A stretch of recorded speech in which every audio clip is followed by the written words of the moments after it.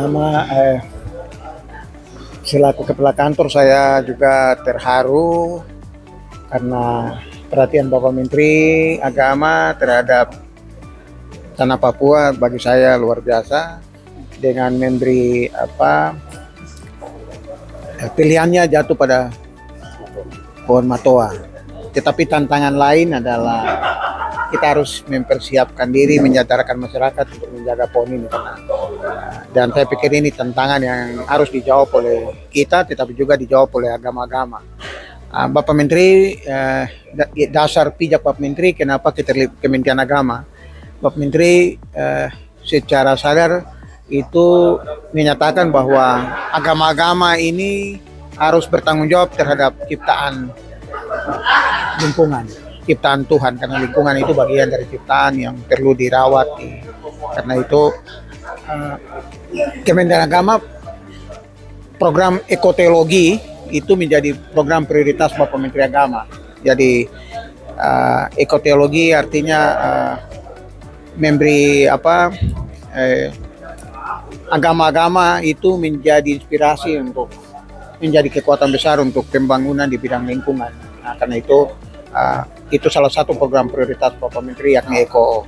Dalam Renstra Kementerian Agama itu disebutkan ekoteologi. Salah wujud dari ekoteologi itu yang kemudian penanaman 1 juta pohon di seluruh Indonesia. Kami di Provinsi Papua Barat dan Barat Daya kita harus mempersiapkan 30 sampai 50 ribu pohon untuk ditanam di seluruh Papua Barat dan Papua Barat Daya dalam tahun ini dan tahun akan datang. Saat ini untuk kepentingan persiapan dalam launching nanti tanggal 22 dan seterusnya itu 12.000 ya. 12.000 sudah dipersiapkan. Itu bagian dari bantuan dari pemerintah provinsi Papua Barat melalui Dinas Kehutanan, tetapi juga bantuan dari Kementerian Kehutanan melalui UPT Balai ya.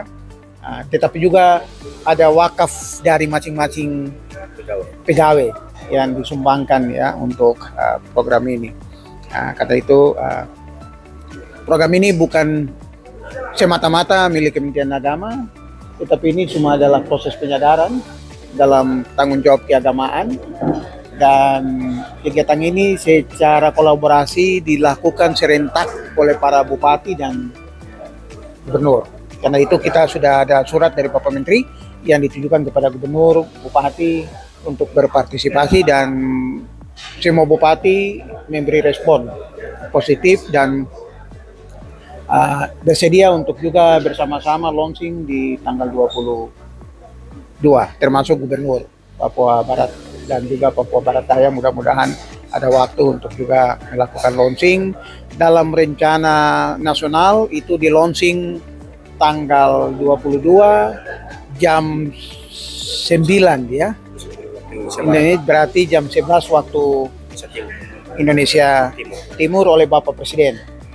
Karena itu kenapa hari ini FKUB kumpul, kami ingin agama-agama atau rumah-rumah ibadah itu menjadi tempat. Jadi bukan soal, tapi ada pesan kuat di situ. Nah, kita berharap agama-agama tadi dalam percakapan kita, kalau tanam di tempat lain itu tidak ada yang rawat, tidak ada yang jaga. Tapi kalau tanam di wilayah-wilayah yang dimiliki oleh agama, pasti tumbuh baik, dirawat baik. Kira-kira itu ya ide-ide simpel yang pemikiran-pemikiran sederhana yang kemudian kenapa rumah-rumah ibadah itu dipilih menjadi tempat pada tingkat kantor wilayah. Kalau kantor wilayah sendiri untuk Kemenakot Kabupaten itu diperkirakan sementara 18 titik.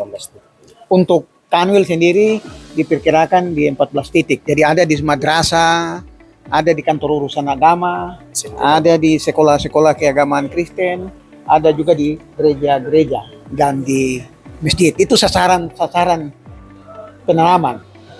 Ini terjadi juga sampai di seluruh kabupaten kota. Ya, ada berapa kabupaten yang kemudian di Pak Gubernur, Pak Bupati minta itu di perkarangan dan di wilayah kantor bupati. Ya, itu juga diminta. Jadi launching tidak berhenti pada tanggal 22. Ini terus berlanjut selama setahun ini. Jadi karena itu untuk mengawal program ini maka Bapak Menteri Agama secara prinsip itu melalui Bapak Sekjen memerintahkan kepada kita setiap Jumat Kementerian Agama seluruh Indonesia itu termasuk kami di Papua Barat itu kerja administrasi itu berhenti hari Kamis. Hari Jumat itu adalah kerja lapangan, kerja sosial, keagamaan. Berjumpa dengan banyak kalangan, tanam pohon, jaga lingkungan, bikin bersih gereja, bikin bersih masjid, dan itu ditugaskan untuk Kementerian Agama untuk mengkoordinir semua gerakan-gerakan yang berkaitan dengan lingkungan itu setiap Jumat. Karena itu setiap Jumat kami tidak ada di kantor, kami harus ada di lapangan. Itu komitmen Pak Menteri untuk bagaimana mengawal program ini.